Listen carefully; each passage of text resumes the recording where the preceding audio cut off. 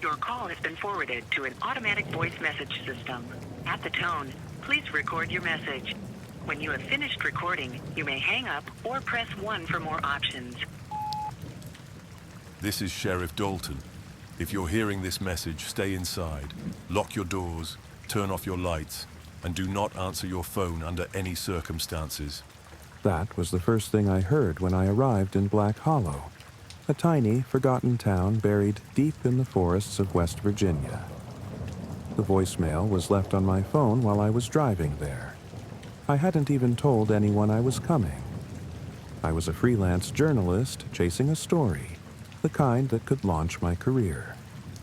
A week earlier, I'd received an anonymous tip about Black Hollow, a town where residents had reportedly vanished in strange, unexplained ways over the past 20 years. The tip came with a chilling line. Come to Black Hollow if you want the truth, but don't stay past midnight. The story sounded like tabloid garbage at first, but curiosity got the better of me. I packed my recorder, camera, and notepad and drove out to investigate. What I found was a town that looked as though it had been frozen in time.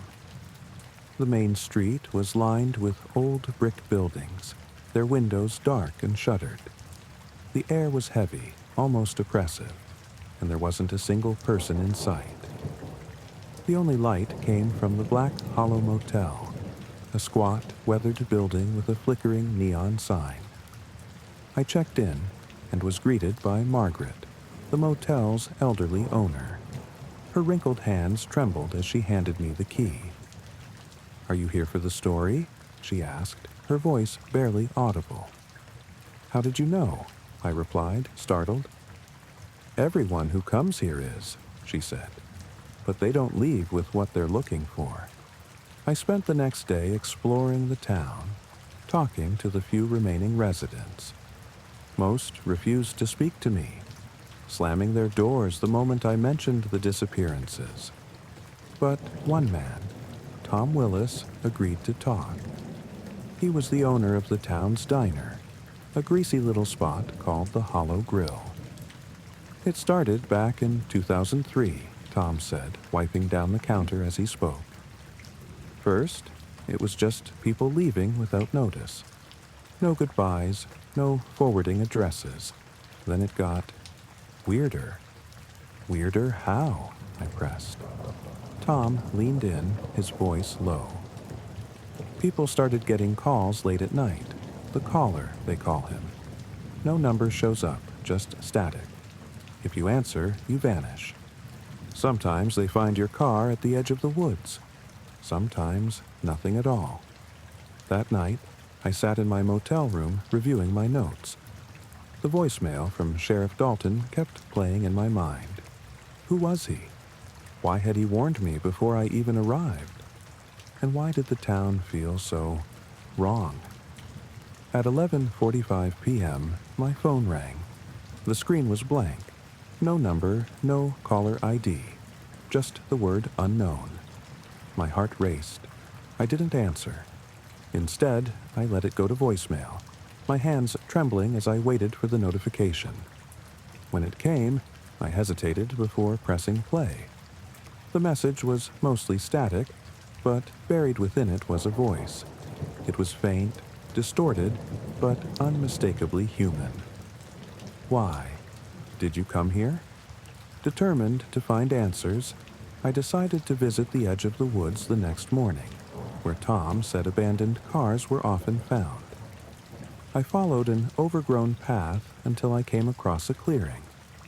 In the center of the clearing was an old, rusted payphone.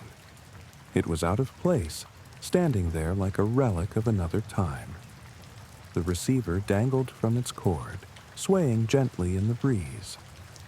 I approached cautiously, my camera rolling. The air around the payphone felt colder, as if the temperature had dropped several degrees. When I reached out to touch it, the phone rang. My instinct was to run, but something compelled me to stay.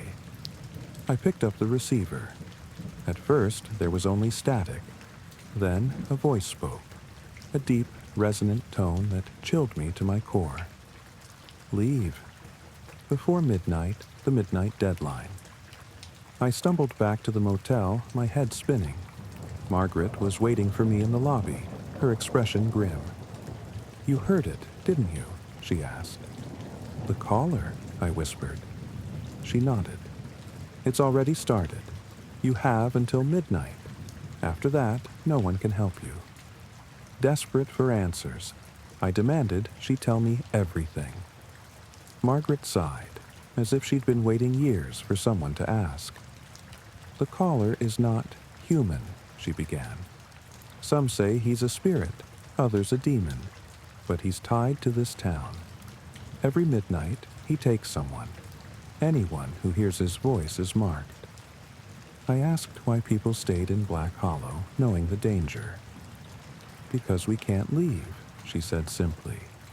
"The town won't let us." I decided I wasn't going to be the caller's next victim. I packed my things and prepared to leave, but as I started my car, the radio crackled to life. The static was deafening, and then his voice came through. "Midnight is close." Panicked, I sped out of the motel parking lot. The streets of Black Hollow were empty, the town's few streetlights flickering ominously. As I reached the edge of town, I saw it. A wall of fog, dense and impenetrable, stretching across the road. I slammed on the brakes, but it was too late. The car plunged into the fog, and when I emerged on the other side, I was back in Black Hollow. It was 11:30 p.m. I had 30 minutes left. Desperation took over as I drove to the sheriff's station, hoping Sheriff Dalton could help me. The station was abandoned, its windows shattered, and its interior covered in dust. But in the center of the room, on an old wooden desk, was a rotary phone. It rang. I didn't answer. Instead, I searched the station for clues and found a journal tucked in a drawer. It was Sheriff Dalton's. The journal detailed the town's curse. Black Hollow had been founded in the early 1800s by a man named Abraham Thorne, who had made a deal with a supernatural entity to protect the town from famine and disease. In exchange, the caller demanded a life every year on the winter solstice. But in 1985, someone tried to break the cycle. They destroyed the original payphone, thinking it would sever the connection. Instead, it made things worse. The caller's power grew, and now he could reach anyone, anywhere, at any time. At 11:59 p.m., my phone rang again. I didn't answer. The caller didn't wait. The lights in the station flickered, and the temperature plummeted. Shadows stretched across the walls, forming shapes that writhed and twisted unnaturally. And then I saw him. A figure emerged from the shadows, tall and featureless, his form shifting like smoke.